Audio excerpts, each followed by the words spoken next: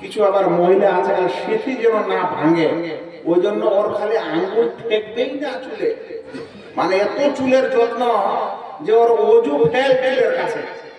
আর এটা শুধু মহিলার না, এটা আমি কিছু স্টুডেন্টরা আমাদের ওই এই আজকালকার সব মানে ওই কি বলে যে অ্যান্ড্রয়েড মোবাইল নিয়ে ঘোরাফেরা করে আর নামাজ নতুন ধরেছে, এদেরও দেখি এই স্টাইল চলে। মাথার সেটি যেন না নষ্ট না, ভেজা আঙ্গুল দিয়ে আপনার চুলের শুরু থেকে নিয়ে শেষ পর্যন্ত যাবে, সামনে আসবে আল্লাহর কাছে কত কিসের সেতাসেতি। সেতাসেতির একটা গল্প সে মনে পড়ে গেল, আমার সময় নাই। একজন উমাইয়া পিরিয়ডের একজন বাদশাহ ছিলেন, তার ছেলেকে একজন ওস্তাদের কাছে পাঠালেন আদব কায়দা শেখাতে এবং পড়া শেখাতে।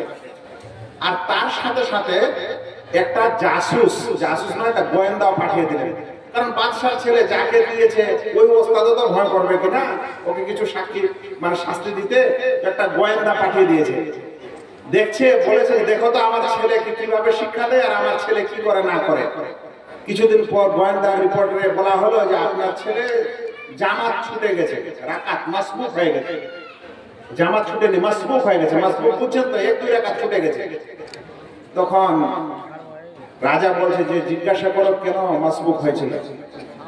তো মাসবুক হওয়ার কথা শুনতে পাচ্ছে যে আসলে ওই দিন আমি একটু গোসল করার পর চুল সিঁথি করছিলাম, তো সিঁথি করতে করতে দেরি হয়ে গেল, ওই জন্য মাসবুক হয়ে গেছে, মিথ্যা বলেনি।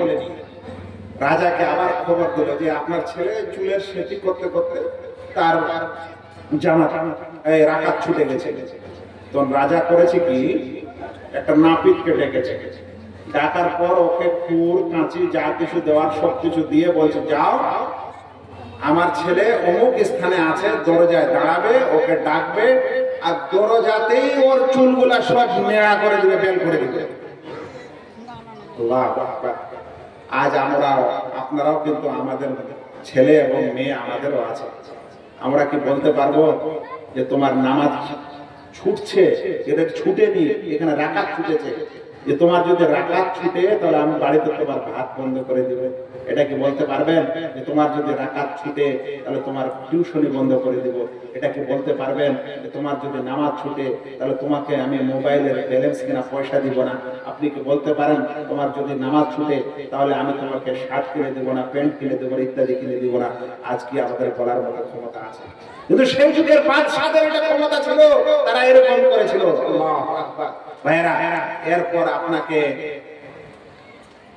পা ধুতে হবে। পা ধুতে হয় গিট পর্যন্ত। পা ধোয়ার সময় পায়ের পিছনটা, ওটাকে উর্দু ভাষায় বলা হয় এড়ি, এই পায়ের পিছনটা একটু ভালো করে দেখবেন। এই জায়গাতে অনেক মানুষের পা পৌঁছায় না, পানি পৌঁছায় না, যার কারণে তারা ওযু হয় না, ওযু না হলে তার নামাজ হয় না। সেজন্য পা ধোয়ার সময় এই জিনিসগুলো বিশেষ করে খেয়াল রাখবেন। ভাইরা, জাযাকাল্লাহ খায়ের। আমি আল্লাহ তাআলা আপনাদের মাঝে যতক্ষণ আসার এবং কিছু বলার তৌফিক দান করলেন, সে কারণে আমি আল্লাহ রাব্বুল আলামিনের শুকরিয়া জ্ঞাপন করি। এবং যে সকল শ্রোতা ও ভাইয়েরা এত রাত ধরে আপনারা আছেন ও শুনলেন, তাদেরও জন্য আমি শুকরিয়া আদায় করি। আর দোয়া করি যে জালসা কর্তৃপক্ষ এবং মাদ্রাসা কর্তৃপক্ষ যারা এই আয়োজন করেছেন, আল্লাহ যেন আপনাদের নেক নিয়তকে কবুল করে।